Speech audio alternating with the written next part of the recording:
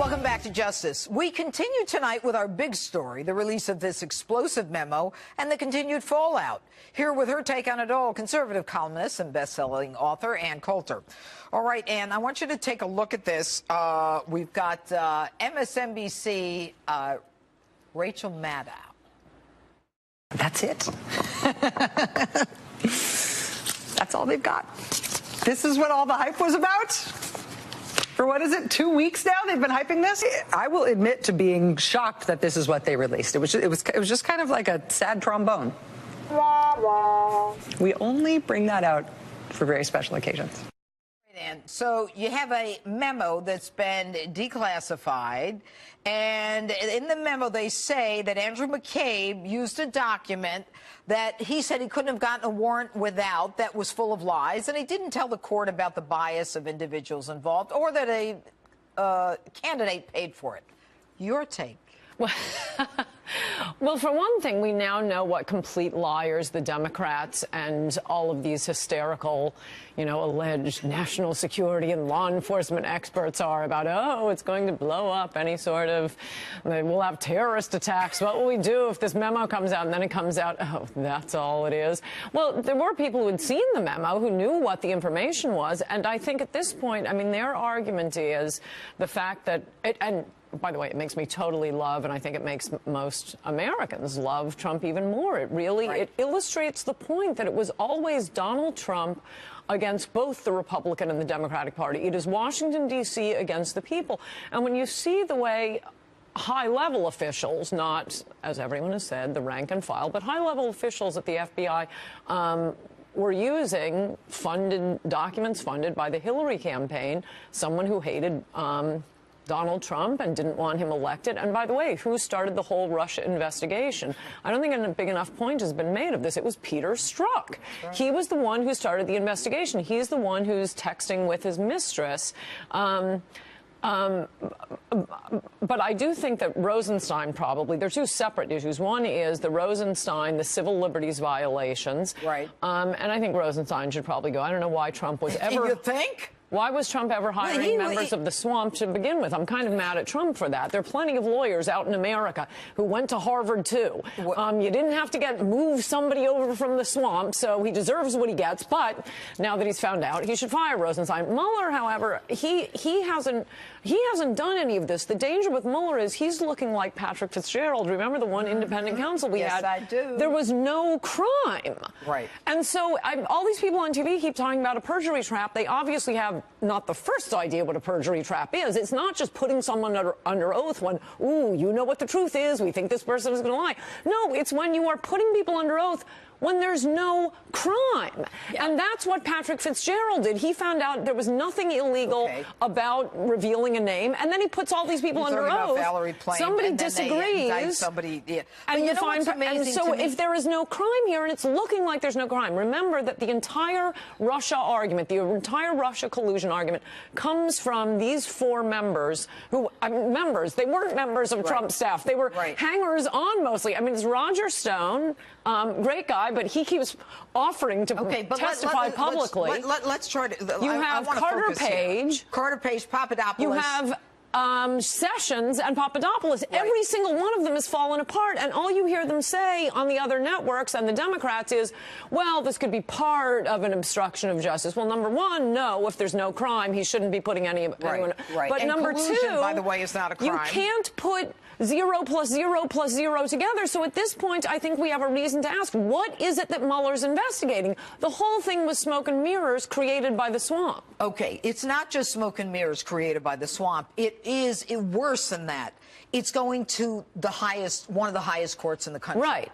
And I would think that the judge up there, because look, if someone came to me, a cop came to me and said, hey, Judge, I want a warrant. I put him under oath. He swears to this and that, and he's pulling the wool over my eyes. I'd have his badge. That's the end of it. You don't do that. How is the judge and the court tolerating this? And how is, if you got James Comey going in for an extension on the warrant after he's just told the president's unverified, then how do you go before a judge and get an extension on an even higher level probable cause? And Rosenstein himself. No, but the civil liberties issues, I do think, are different from the Russia collusion story by itself. Right.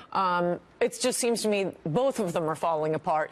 And the argument that is being made on the other side is, oh, no, the sleazy, unverified dossier, that was just one of lots of evidence. That's why it's out of context. It's out of context. So, okay, can't the president declassify the entire thing? I think he ought to. He can, but you know, I think he's worried about making interjecting himself in this. No. But see, here's the thing. This is corruption. If they had other evidence that supported the wiretap, why put in the dossier that's full of lies? If you really had other evidence, why is the dossier? Why did Andrew McCabe swear that it was it? And also, I think very importantly, why hasn't...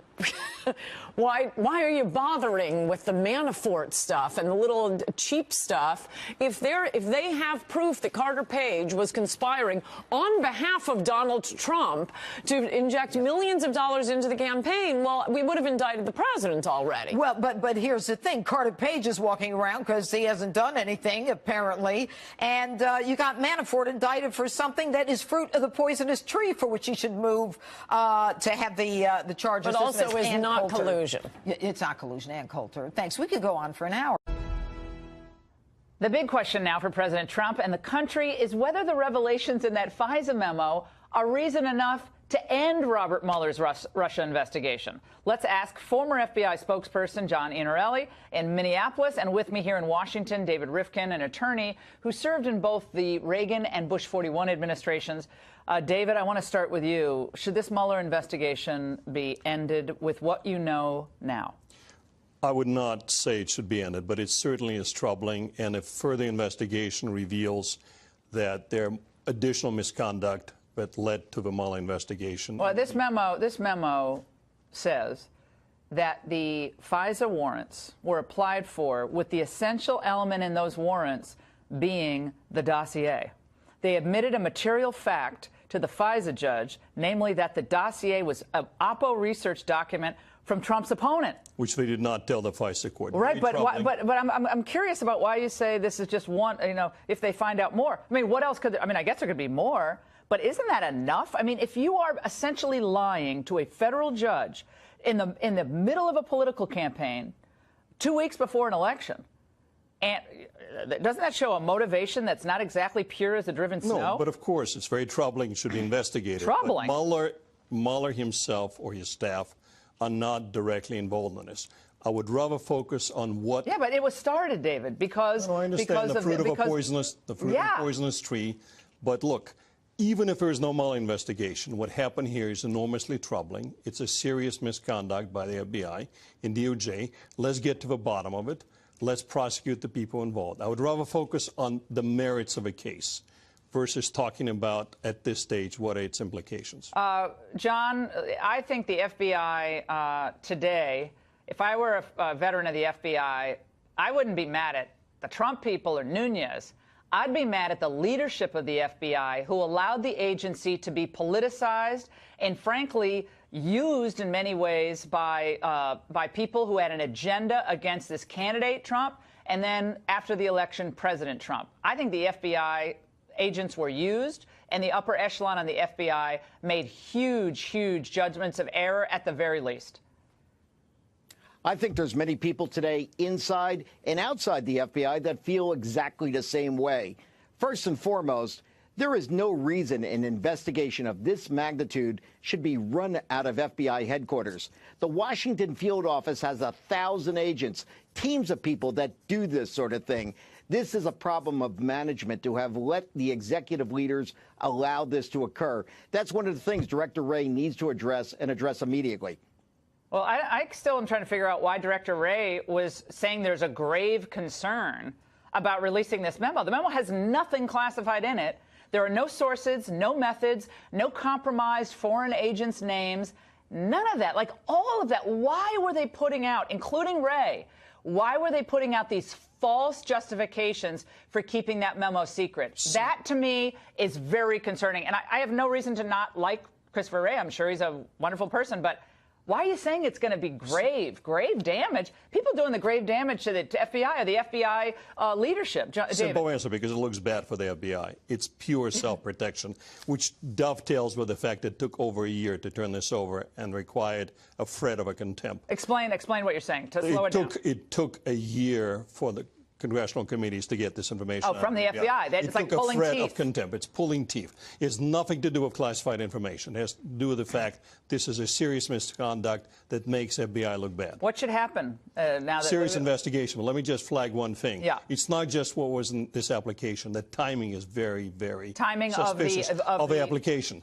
2 weeks October before 21st. the election, right? Why not do it months earlier? Why not do it after the elections? There's a DOJ policy that's reflected in the 2012 memo by Eric Coulter and the Attorney General, which says you don't investigate, absent exceptional circumstances, political campaigns because of a danger it would leak and interfere with the electoral process. Why did he write that memo? Is that because during the Benghazi stuff? Or was that Benghazi? Well, let's assume that he wrote it because he believed that this was the right thing to do. But yes, it was during the 2012 elections. You don't do this unless it's absolutely essential. So the real question is not only why did you withhold information from a court, why did you do it on October 21, 2016, 2 weeks before the elections? What was the urgency?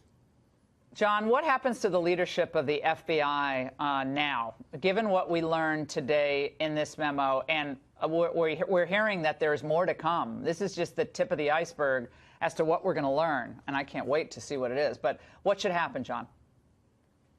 Well, I see it happening already with Director Wray. There's movements being made, somewhat glacially, but changes are happening at headquarters. You saw Mr. McCabe leave just earlier this week, and in his place is now a deputy director that's very highly regarded throughout the rank and file of the FBI. You're also starting to see other movements with executive leaders in the FBI. I think the first thing Director Wray needs to do is make sure they have wiped the slate clean of these people that perhaps had political agendas and are not doing what good FBI agents are charged with doing, remaining apolitical and protecting the Constitution of the United States. And, David, we're almost out of time, but the Comey's chief of staff, former chief of staff on TV today, and he said, oh, well, you guys, they could have gone to the FISA judge and told them about the provenance of this dossier, who paid for it, who funded it. There were things that they could have done instead of releasing this memo. That's not how it works, and it's not enough to go with IG. Most things have to be investigated in the public light. Doing it privately is not how we deal with serious misconduct by the government. That's not what happened with 9/11. That's not, by the way, what the Senate side did with Dianne Feinstein, accusations of CIA torture, et cetera, et cetera. It has to be done in a public eye. Gentlemen, fantastic segment.